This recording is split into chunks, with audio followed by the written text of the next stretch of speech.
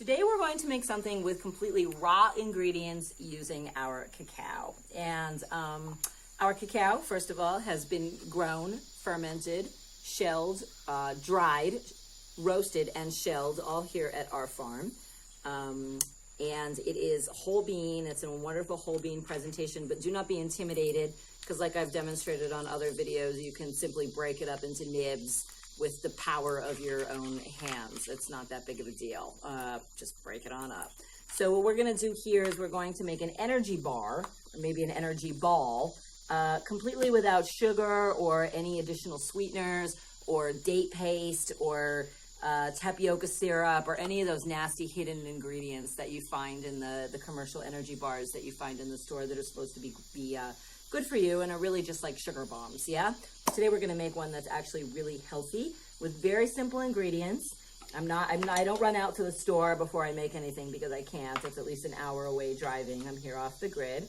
So we're going to use cacao, a few bananas, some natural peanut butter, some coconut, some chia seeds, and some spices, and that's it. We have beautiful cardamom here in Ecuador. It's so aromatic, it's so good.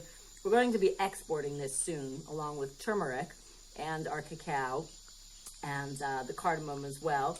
And we've got some cinnamon and we've got some nutmeg, and that's it. So this is totally experimental. I've never made these before, so let's see how it goes. Raw cacao energy bars from the kitchen live today experiment.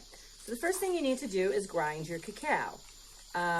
If you can use your coffee grinder or food processor, but often that little blade that just spins around doesn't do a really good job. And since I don't have electricity out here, I just do it by hand. So I'll show you how I do it. I put the beans in a Ziploc bag and I zip them up. Get a little bit of the air out of it. And then I just start pounding. Okay, so we're just pounding this out till we get like a nice crunchy texture, a little bit finer than a nib. Yeah, somewhere kind of between like a nib and coarsely ground cacao meal is what I'm going for here. And I think we are almost there. I'm getting a nice little workout doing this too, let me tell you. Okay. So now we're gonna open our bag and put these in a bowl.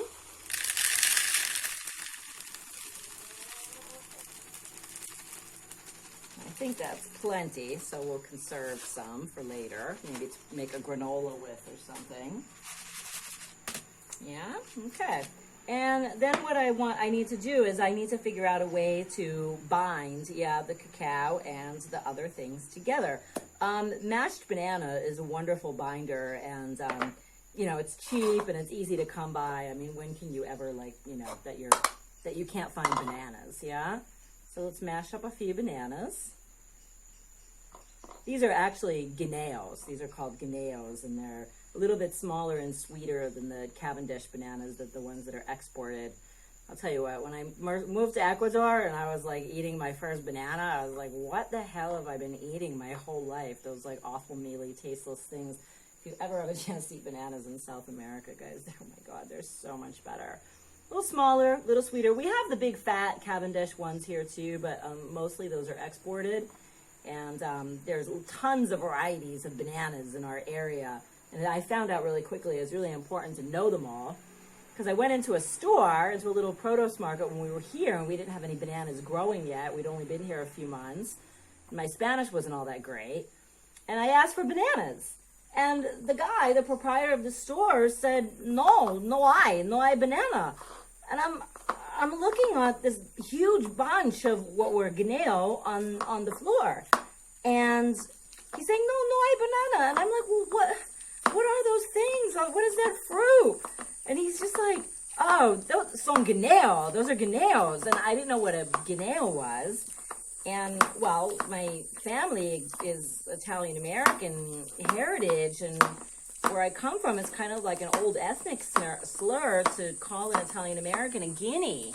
And I thought this guy was calling me a guinea in the middle of Ecuador, and so I got very insulted, and I walked out, and all the guy was doing was just telling me that they weren't bananas, that they were guineos, and I was just so dumb little gringa, actually. So anyway, so there's guineos, there's orditos, there's lots of different kinds of plantains, and they all have slightly different characteristics.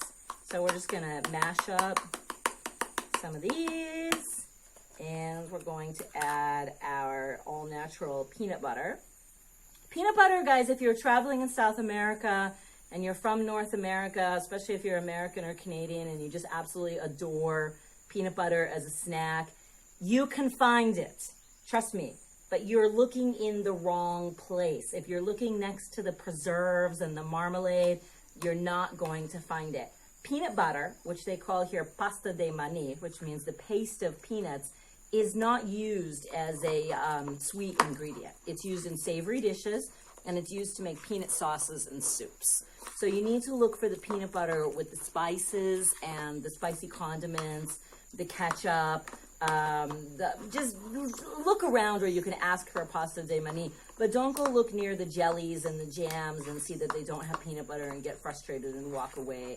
You actually probably can find it if you just know where to look for it. So that's a nice handy tip if you're traveling in Colombia or Peru or Ecuador and you need your peanut butter fix and you think you need to spend $11 on a jar of Jif that's been imported. You don't. You can get amazing fresh ground, all natural peanuts with no oil or no salt or no sugar added, very inexpensively. This little container costs 50 cents, just so you know.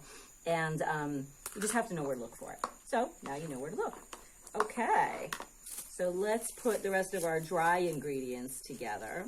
And again, I'm doing this like pretty much on the fly, and I'm eyeballing all my measurements. I've got about a cup of cacao, putting in about 2/3 cup of coconut, just eyeballing that. I've been cooking and baking for decades, guys, so I know what I'm doing here. We've got a cup of cacao, we've got about 2/3 cup of coconut, we've got 4 tablespoons of peanut butter and 3 small mashed bananas, and we're gonna put some chia.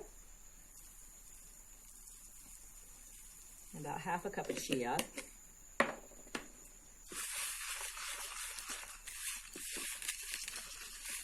Mix that up.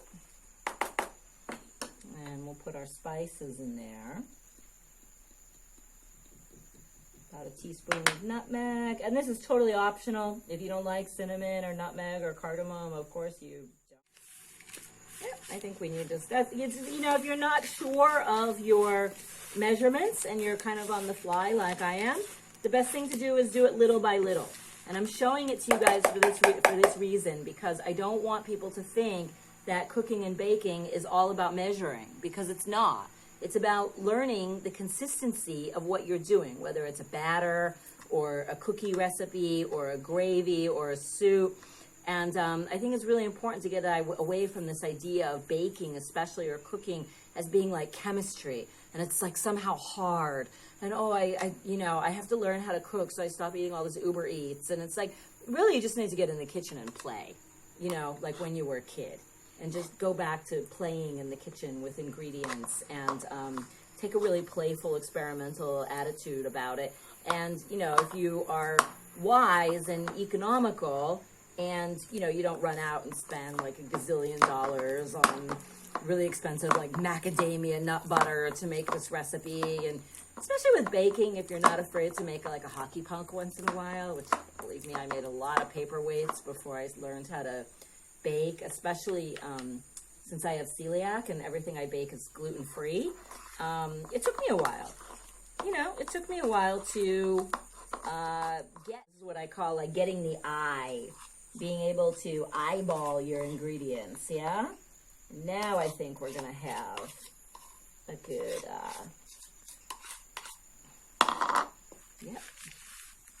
So all we want is just enough sticky ingredients, just enough paste, and just enough dry ingredients that we can roll these up into balls. And I think we are there. Yep. Okay, so we've got a nice texture now to our energy ball mix. And, these are for eating right away. I'm not going to put these in packages. But this is great because it's all nice and sticky and glommy together. And just make this really simple. And just take little bits of it.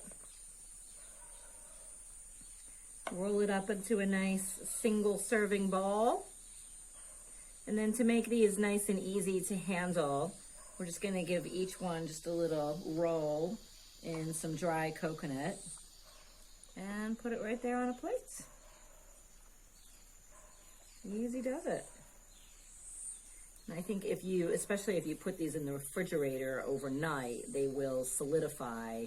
And they're already quite solid and easy to eat, but if you want to put these in the refrigerator overnight, I think they would really just turn into these lovely little, easy to transport little balls. And you could put some in a Ziploc bag and take them on your run with you and take them on your walk or whatever, and not have to rely on those sugar-laden energy things. So, and super fast. And how long did that take? I don't know, like 15 minutes maybe?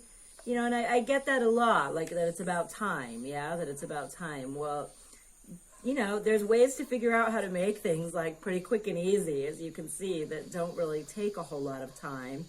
And when it does come down to time, guys, I mean, I gotta say, I've had the really busy life living in the city. I was a yoga teacher who taught 14,000 classes over like a 20-year period. I was out of the house most days from 7 a.m. to 8 p.m. So I know what it feels like. I didn't always live out here in the forest. But, you know, it's about what are your priorities?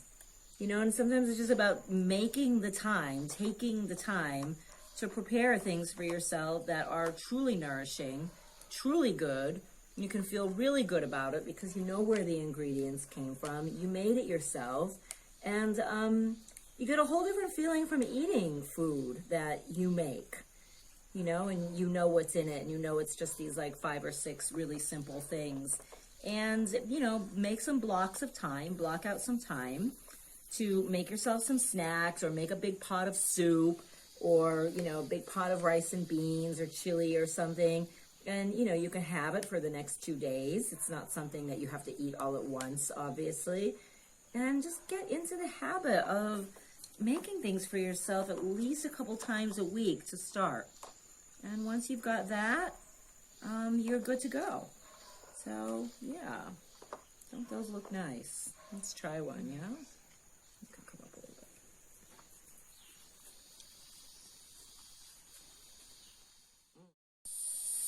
Okay, well, these were a very big hit. We've only got a few left.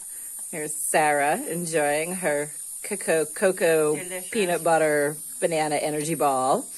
Let's take a walk outside. Here's Clayito, our miracle chicken. Ah, Coco, yes, very good. Okay, yes, Cleo. Excuse me. No, it's okay. Stay right where you are. Don't move. It's okay. It's okay. It's okay. Okay. So here we are outside, guys, just to give you a little glance of what we're doing around here. Just so you know, 4 years ago when we came here, this whole area was just a pasture, a big muddy, degraded pasture land of grass.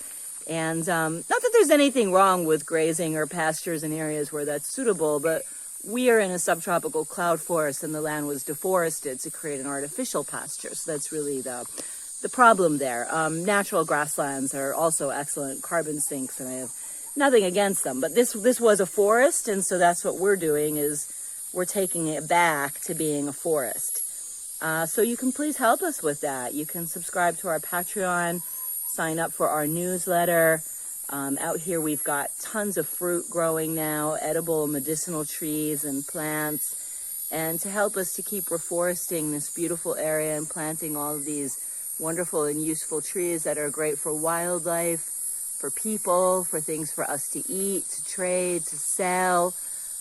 We employ people here in our community. We pay them really well, really fairly. So you can be part of this. You can join us on Patreon, learn from our blog, come visit us at the farm, and just check out our website at www.sdbforest for more information.